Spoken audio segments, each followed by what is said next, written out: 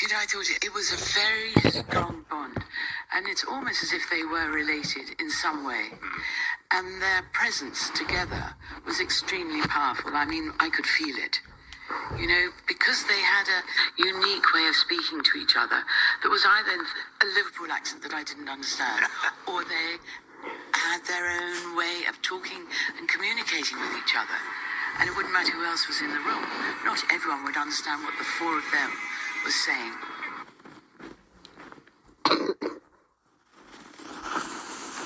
And they all talked about it, and suddenly I got a call from Paul. Hey, Bingo! He doesn't even do that Liverpool accent anymore. Anyway. It's not a game, it's a rich thing.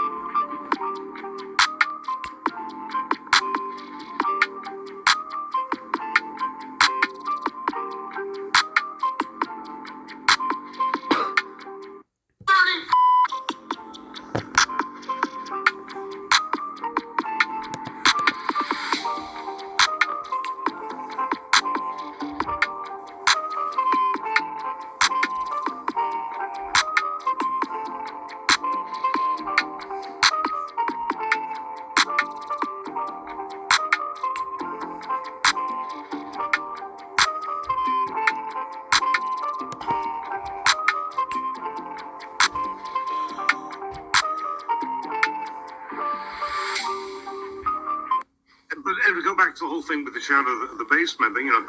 That book I have to get because I didn't realize when this guy called me and asked me to narrate a book about the idea that Paul's death had been faked.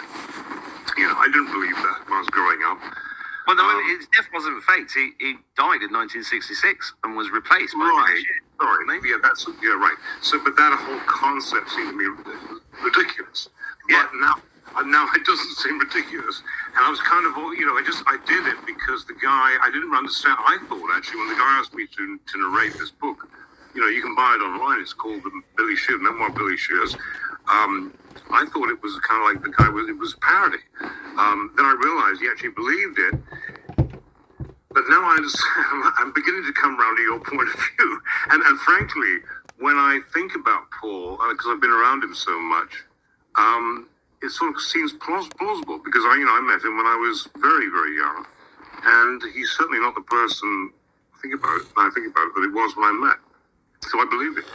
Well, and the funny thing, since we're talking about Paul, having been close to him for so long, Paul is one of the most insecure people I've ever met in my entire life. Phil Collins, who's a fantastic guy and a fantastic musician, tells a great story, of how, this is the kind of thing Paul would do. He was at, Phil and Paul were at one of the Queen's garden parties, and, it was a time when Paul was with Heather Mills, and Phil played the drums on Golden Slumbers with Paul for a charity concert my father did in 1997 for the Arnhem Montserrat, which had been destroyed by a volcano, so they knew each other. I mean, but Phil had a copy of Paul's autobiography. He's with his girlfriend, and he went up to Paul and said, "Would you mind signing this to my daughter?" And Phil tells you can check this out online. Phil said this in the Daily Mail. He said it was just really awful because what Paul did was turn to Heather and say, "Oh, Heather, isn't it sweet, little Phil?" Because Phil's a short guy. Little Phil wants me to sign his book. It's that kind of cocky arrogance that Paul has. Combined with a tremendous insecurity about, who he really is. I mean, so, it's the whole thing, we're only people, right? We're all people. You know, if you've taken over somebody's personality and pretended to be them for 50, 60 years, you would be insecure. I'm writing a book called Blackbird. That's a Beatles song, of course, and every chapter of the book is titled by the Beatles song, and it's called Blackbird because, well, very soon, it's called Blackbird because of a member of my family who was a blackbird, my stepmother, and it's a truth-telling book about my experience of absolute evil in my life and therefore in the music industry. So that's probably a good place to begin. I mean, where else could you possibly? Because with the music industry, having grown up with the Beatles, as a child, as a really small child, I've seen it all, and what's happening with P. Diddy, and what's going to happen to Clive Davis, and a lot of people. I mean, this is very serious stuff, but it's all about the purification of the planet. Because the entertainment industry, as I'm sure you know, has been co-opted like every other industry by whatever you want to call the force of darkness are. It's the same thing. And so what do you think about this whole story that Paul McCartney died in 1967 in a car crash? Well, funny you should ask. We've interviewed a gentleman, he goes by the name of the Sage of Quay, Mike Williams. We're going to be having him on the show live on May 10th. Yep. And to me, the story, while at first I wasn't sure about, it is now resonating with me a bit more because, there's certain components like Billy. Check out this screenshot of my credit score.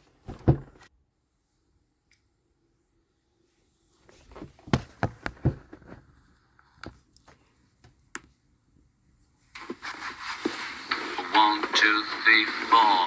So Sergeant Pepper took you by surprise. A pretty face may last a year or two. The sound you make is music to my ears.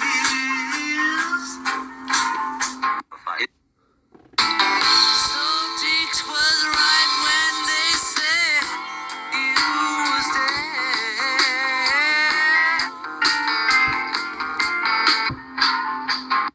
Is he your best friend, Paul? I guess in the male sex he was. I don't know about now because I don't see much of him. Are you happy? He used to be nice, lad. He used to be very charming. Yeah, I'm not completely happy. It wasn't that we weren't talking to each other. There was so much going on, we didn't get a chance, and he was up in Campbelltown.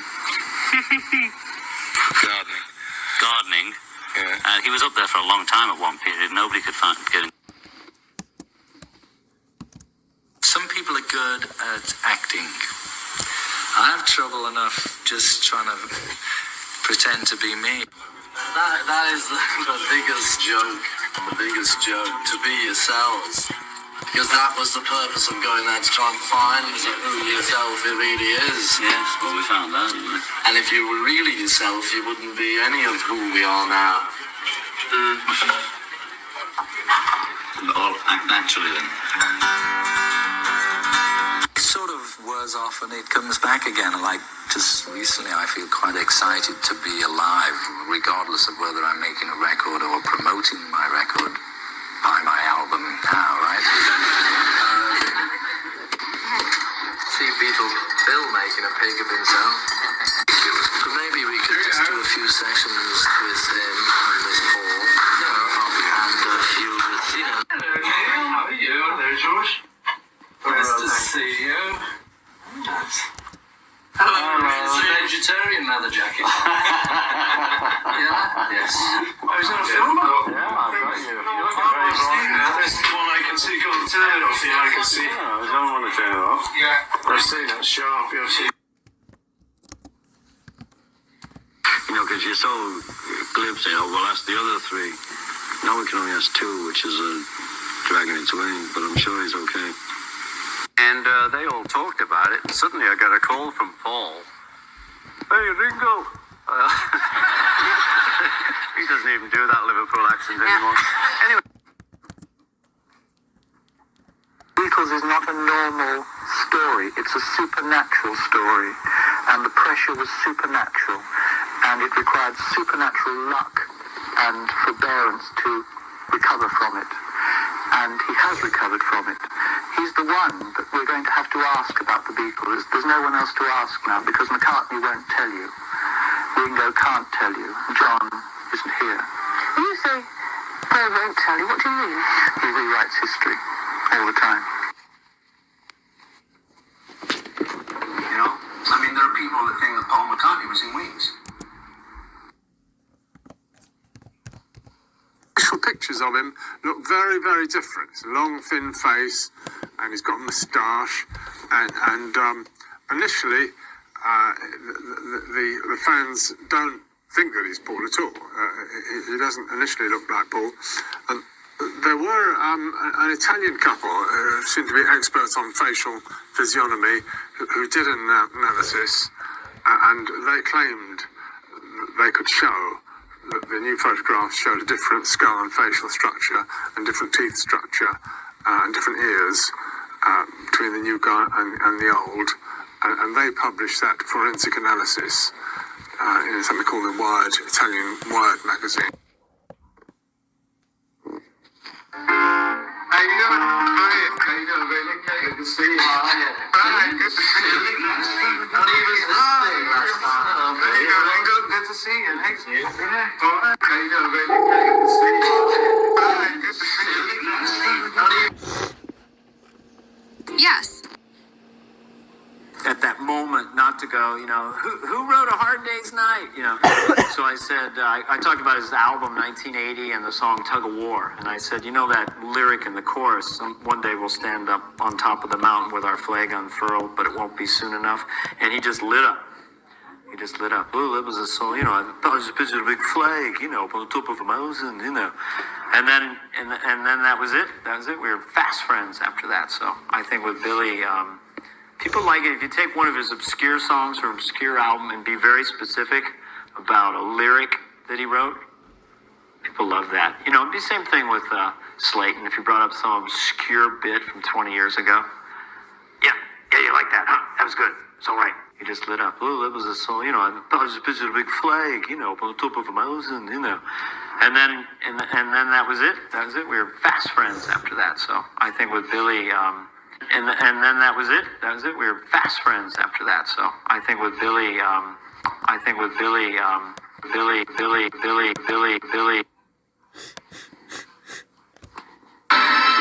Look at eyes. Edgar, you know? You can't be weird. You can't be nasty or something. Huh? We cannot even imagine what's behind it. No? If it's only Paul McCartney ideas, then we can accept it, you know. But if this guy is a social, I mean, this is the devil. He's not a human being.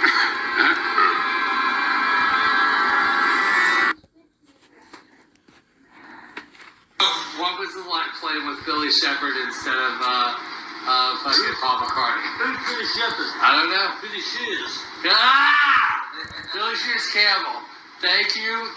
That's all you had to say, my friend. What's it like to do what? It's lovely. Hello, excuse me, I've got to say hello to my friend. Hello. You're all right.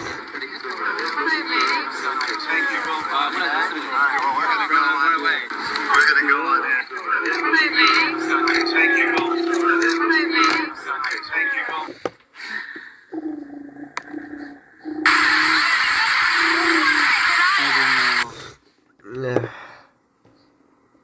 I was going to say, you do a fantastic Paul McCartney. You are really one of the best Paul McCartney impersonator. I mean, ever. 57 Diary entry, 20. August 1969. 57 minus Tuesday 20. the 5th. Abbey Road is titled so far for new album. Did the Sergeant live in Abbey Road? Sergeant Pepper is alive and well and living in Abbey Road. My dad, Mal Evans, was their road manager in August 1963 full time, and they only ever had two, which was Neil and my dad. Why isn't your brother producing you? If you were any good, you'd be on his label, and they automatically don't listen to your tape. Well, that is a good question. I haven't seen Paul since my dad died 20 years ago. And for Ruth, that is the biggest puzzle of all. Why Paul, once a loving and devoted big brother, no longer is involved in her life. There's some things that are best said after we leave the planet. Understand? And so that's basically what it is.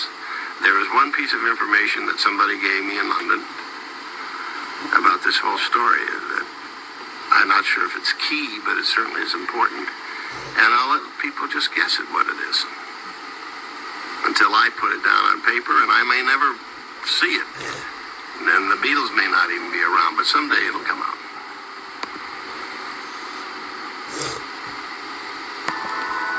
I was at the engagement party for Jane Asher and Paul McCartney. So here's the party, all right, and the rock and rollers are there, and yet the Paul McCartney, looking a little bit different under the eyes, he looks a little gaunt, and I'm there, and I'm looking, and I'm saying, why aren't they together? He's over there with this girl with a camera. Oh, well, that's Linda Eastman. She was on the tour with him. That's his girlfriend. What do you mean girlfriend? He's supposed to be engaged to Jane. No, that's not the same McCartney. It's not the same guy. McCartney situation is real. They replaced him with somebody special and did some plastic surgery. Calipers on the bridge of the nose will show that there were not one but two. Really telling us that the original Paul McCartney was not the later Paul McCartney, that there really was a double? It really is. It's more like it. Come on! It's the best Paul McCartney we've had. Refined, cleaned, groomed. If you've got pink salt, apple cider... The first image that raised the suspicions of the fans was the cover of Sgt. Pepper's Lonely Hearts Club Band, which was the first album published after Paul's alleged death. It's a colorful cover with many elements, perfect to hide subliminal messages and clues. One of the clues many are unable to see is found in Paul's figure. Over his head, one of the many characters that crown the cover of the album raises a hand. This is an oriental symbol of death. Also, Paul is carrying a black instrument, while the other members of the group have golden ones. We also have Abbey Road, where Paul appears barefoot, which is the most famous one, but also... Some people are good at acting. I have trouble enough just trying to pretend to be me. That is the biggest joke. The biggest joke, to be yourselves. Because that was the purpose of going there, to try and find who yourself it really is. Yes, well, we found that, didn't we? And if you were really yourself, you wouldn't be any of who we are now. All act naturally then. It sort of wears off and it comes back again. Like just recently I feel quite excited to be alive, regardless of whether I'm making a record or promoting my record. Buy my album now, right? See Beatle Bill making a pig of himself. But maybe we could just do a few sessions with him and with Paul. And a few...